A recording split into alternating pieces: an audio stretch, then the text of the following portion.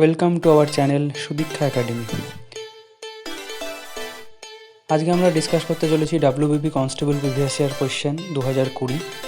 West Bengal পুলিশের constable 2020 সালের পরীক্ষায় যে সমস্ত জিকে কোয়েশ্চেনগুলো পরীক্ষায় চলেছে আমরা সেগুলো নিয়ে আজকে ডিসকাস করব।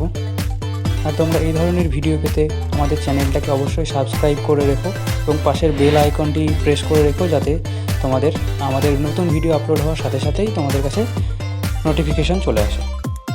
তো চলো দেখে নিই আজকের প্রথম কোয়েশ্চেন। কত সালে সর্বভারতীয় কিষাণ সভা প্রতিষ্ঠিত হয়েছিল? Option A 1926, option B 1916, option C 1946, option D 1936।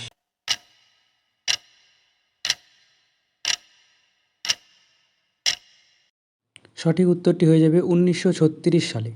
1936 সালে এপ্রিল মাসে স্বামী সহজানন্দ সরস্বতী এটি লখনৌতে প্রতিষ্ঠা করেন।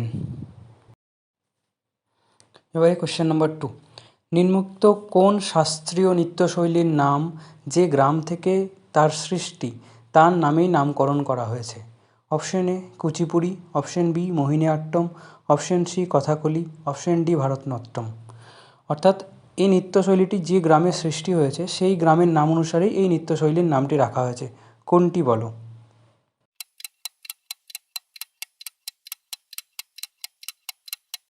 সঠিক উত্তরটি হয়ে যাচ্ছে কুচিপুড়ি। এটি অন্ধ্রপ্রদেশের একটি গ্রামের নাম, যে গ্রামের নাম হচ্ছে কুচিপুড়ি, সেই কুচিপুড়ি নাম থেকেই এই ডান্স ফর্মের নাম কুচিপুড়ি হয়েছে। এরপরে দেখো তোমাদের একটা লিস্ট দেওয়া হলো বিভিন্ন নৃত্য এবং সেটি কোন রাজ্যে তার জন্ম হয়েছে তার একটা লিস্ট দেওয়া হয়েছে এবং প্রসিদ্ধ কুচিপুড়ি নৃত্যশিল্পীর নাম দেওয়া হয়েছে। এগুলো পরীক্ষার জন্য খুবই ইম্পর্ট্যান্ট, এগুলো তোমরা একটু দেখে রাখবে এবং নোট ডাউন করে নেবে। Question number 3। নিম্নোক্ত কোন তারিখে ভারতের সংবিধান গৃহীত হয়েছিল, অর্থাৎ date of adoption? Option A 26শে নভেম্বর 1949, অপশন বি 31শে ডিসেম্বর 1950, অপশন সি 26শে জানুয়ারি 1950, অপশন ডি 26শে জানুয়ারি 1949। সঠিক উত্তরটি হয়ে যাবে অপশন এ 26শে নভেম্বর 1949। দেখো দুটো কোয়েশ্চেন এখানে খুব ইম্পর্টেন্ট। একটা হচ্ছে ডেট অফ অ্যাডাপশন, অর্থাৎ কোন তারিখে গ্রহণ হয়েছিল অর্থাৎ গৃহীত হয়েছিল, সেটা হচ্ছে 26শে নভেম্বর 1949। আর একটা কোয়েশ্চেন যেটা খুব ইম্পর্টেন্ট দেয় সেটা হচ্ছে কত সালে এটা এনঅ্যাক্টেড হয়েছিল অর্থাৎ কার্যকর হয়েছিল, সেটা তখন হয়ে যাবে আনসার 26শে জানুয়ারি 1950। অর্থাৎ যেটাকে আমরা প্রজাতন্ত্র দিবস হিসেবে পালন করি সেটাই হচ্ছে ডেট অফ এনঅ্যাক্টমেন্ট অর্থাৎ কার্যকর হওয়ার দিন। আর সংবিধান গৃহীত হয়েছিল সেটা হচ্ছে 26শে নভেম্বর। কোয়েশ্চেন নাম্বার 4, খুব সহজ একটা কোয়েশ্চেন। বাংলার রেনেসাঁসের জনক বলে কাকে অভিহিত করা হয়? Option A Pandit Ishwarchandra Vidyasagar, option B Raja Rammohan Roy, C prince Dwarkanath Tagore, D Michael Madhusudan Dutta.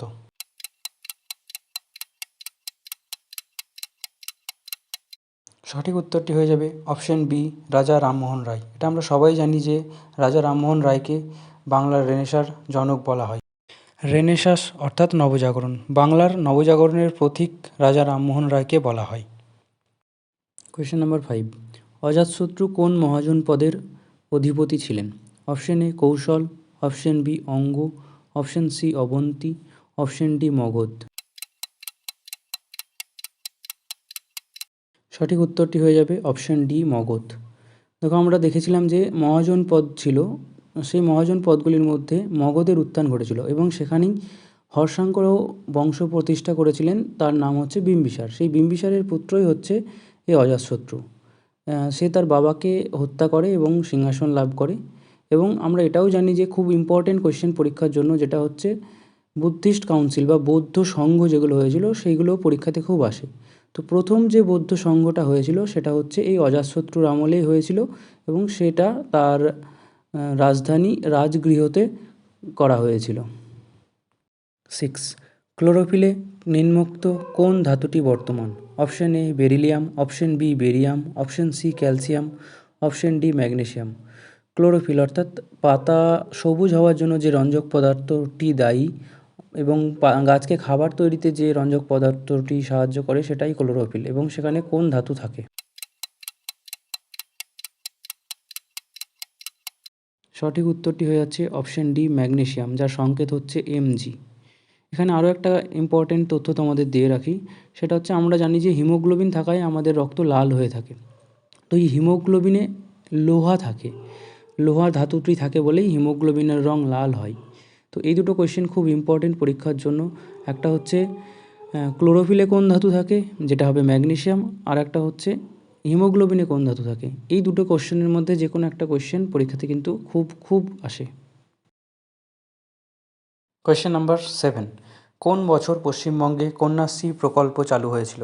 Option A 2012, option B 2014, option C 2011, option D 2013।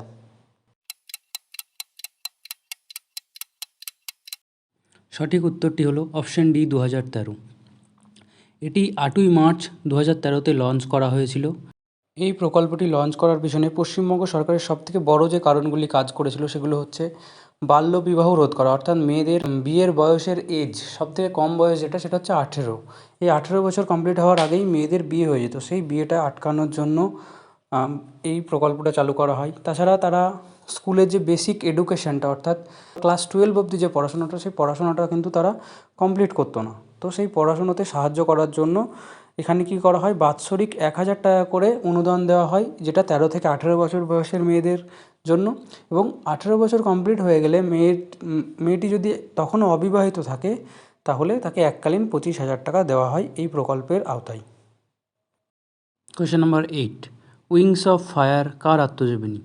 Option A Indira Gandhi, option B Pranab Mukherjee, option C APJ Abdul Kalam, option D Subhash Chandra Bose.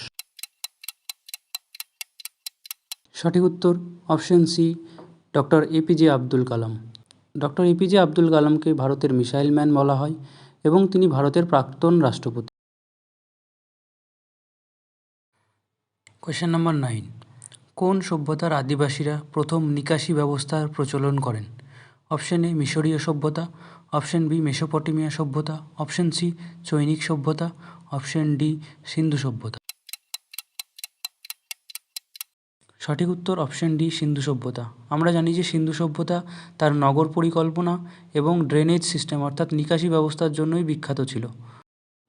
Question number 10, পশ্চিমবঙ্গের দীর্ঘতম সেতু কোনটি? অপশন এ ফারাক্কা সেতু, অপশন বি রবীন্দ্র সেতু, option C জয়ী সেতু, option D ভূতনি সেতু। সঠিক উত্তর অপশন সি জয়ী সেতু। 1 নম্বর অপশন এতে যেটা আছে ফারাক্কা সেতু, সেটা গঙ্গা নদীর উপরে আছে, যার দৈর্ঘ্য হচ্ছে 2240 মিটার। রবীন্দ্র সেতু, যেটা আমরা হাওড়া ব্রিজ নামে চিনি, যেটা হুগলি নদীর ওপর আছে, 705 মিটার তার দৈর্ঘ্য। এবং জয়ী সেতু রয়েছে তিস্তা নদীর ওপর, যার দৈর্ঘ্য হচ্ছে 2709 মিটার। এবং ভূতনি সেতু যেটা রয়েছে ফুলাহার নদীর ওপর, যেটা মালদা ডিস্ট্রিক্টে রয়েছে, যার দৈর্ঘ্য হচ্ছে 1790 metre. Thank you for watching our video. এরকম আরও ভিডিও পেতে আমাদের চ্যানেলটি আজই সাবস্ক্রাইব করে রাখুন।